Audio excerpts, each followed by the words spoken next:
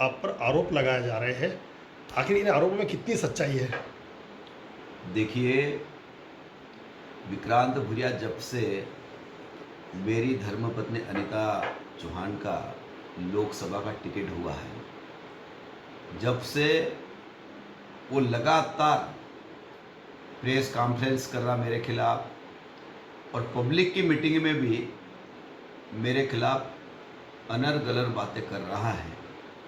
लेकिन विक्रांत भूरिया झाबुआ, अलीराजपुर, रतलाम की भारतीय जनता पार्टी की ताकत को समझ चुका है और इसीलिए ये मेरे पर हर बार हमले कर रहा है। मैं विक्रांत भूरिया को ये फिर कहना चाहता हूँ, ये चुनाव देश का चुनाव है, राष्ट्र का चुनाव है।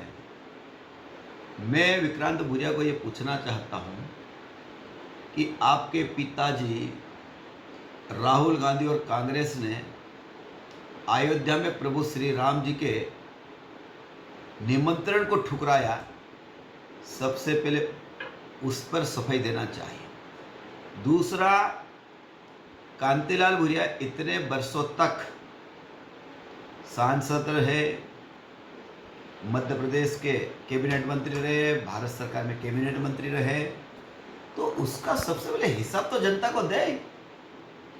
आरोप प्रत्यारोप लगाने के बजाय विकास की बात करें। और फिर मैं कहना चाहता हूं कि आज मेरे खिलाफ वो आरोप लगाकर पत्रक जारी कर रहा है, प्रेस वार्ता कर रहा है। ये जो आरोप और प्रकरण मेरे ऊपर बने थे 1999 में, और उस समय तो कांग्रेस की सरकार थी, इसके पिताजी कैबिनेट के मंत्री थे, दिग्विजय सिंह मुख्यमंत्री था। उस समय मेरे खिलाफ झूठे मुकदमे दायर कराने वाला ही एक कांतिलाल भूरिया है और मैं हमेशा जनता के हित की बात करता था और ये झूठे मुकदमे लगाकर मेरे को फंसाया जाता था और मैं उस प्रकरण में दोष मुक्त हुआ हूं। मैं ये कहना चाहता हूं कि अगर कांतिलाल भूरिया और विक्रांत भूरिया में इतना दम था तो उस समय मुझे सजा दिला देते ना, क्या दिक्कत थी उसमें। लेकिन झूठा प्रकरण लगा कर भारतीय जनता पार्टी एक के कार्यकर्ता के खिलाफ नहीं, ऐसे मेरे जैसे कई कार्यकर्ताओं के ऊपर इन्होंने अलीराजपुर में झूठे मुकदमे दायर कर, क्यों? क्या भारतीय जनता पार्टी का उस समय काम करते थे और भारतीय जनता पार्टी का झंडा बुलंद करते थे, इसलिए इस प्रकार के झूठे, क्योंकि इनकी कहीं ना कहीं उस समय भी जमीन खसक रही थी, क्योंकि उस समय यहाँ पर अलीराजपुर जिले और झाबुआ जिले में सेवा भारती का हम लोग काम करते थे, संघ का काम करते थे, तो इनको वो बर्दाश्त नहीं होता था। हम हिंदू समाज के लिए काम करते थे, कांग्रेस को बर्दाश्त नहीं होता था और इसीलिए हम लोगों के ऊपर झूठे मुकदमे दायर करवाते थे और हम सब लोग भगवान की दया से सब में दोष मुक्त हुए और फिर 2003 में भारतीय जनता पार्टी का टिकट मिला और अलीराजपुर की जनता ने मुझे आशीर्वाद दिया। मैं 20,000 मतों से अलीराजपुर से जीता हूँ और मैं आज गर्व के साथ कहता हूँ कि अलीराजपुर जिले की जनता अपने सर आंखों पे बिठा के नागर सिंह चौहान को रखती है। और मैं आपको इसलिए कहना चाहता हूँ कि कांतिलाल भूरिया और विक्रांत भूरिया, फिर मैं कह रहा हूँ, विकास के मुद्दे पे बात करें। और मैं आपको ये कह रहा हूँ, ये कल आज हो गई है 11 तारीख, 12 तारीख और 13 तारीख को इनका क्या होने वाला है, ये अलीराजपुर, झाबुआ और रतलाम की जनता ने ठान लिया है।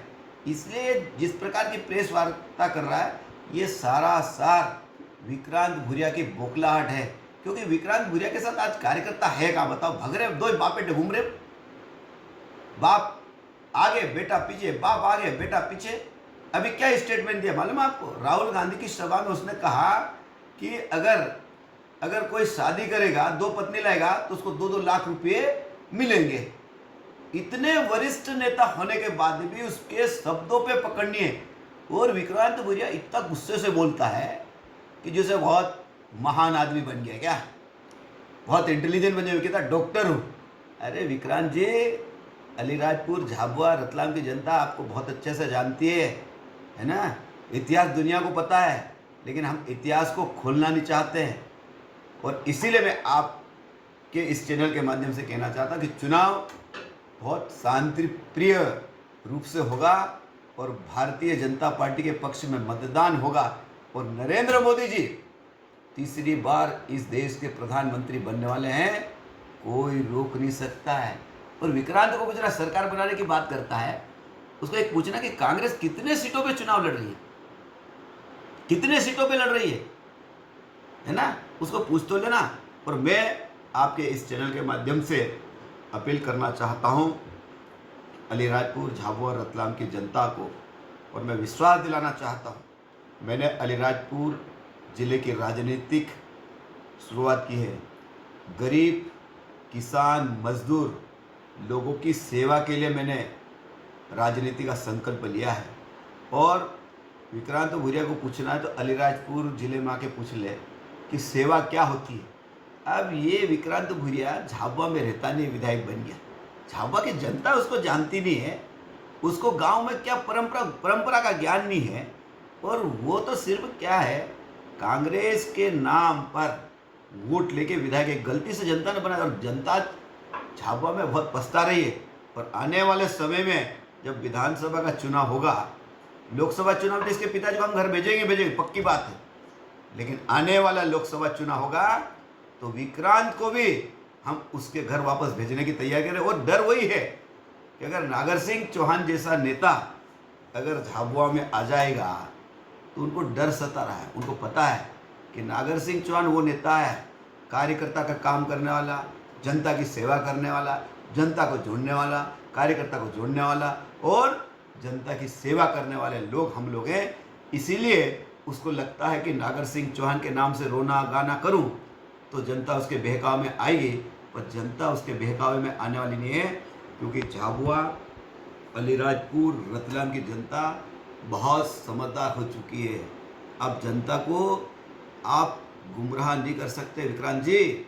और 13 तारीख को आप देख लेना, भारतीय जनता पार्टी का कार्यकर्ता हर बूथ पे लगा है, सेना के रूप में जिस प्रकार बॉर्डर पे लगता है ना, ऐसा भारतीय जनता पार्टी का हर कार्यकर्ता बूथ पे लगा है। और भारतीय जनता पार्टी, मैं आपको विश्वास दिला रहा हूँ कि जितने लोकसभा चुनाव हुए हैं अभी तक के, उससे ज़्यादा मतों से भारतीय जनता पार्टी ये लोकसभा चुनाव जीतने वाली है। भैया, इसके साथ में एक अपील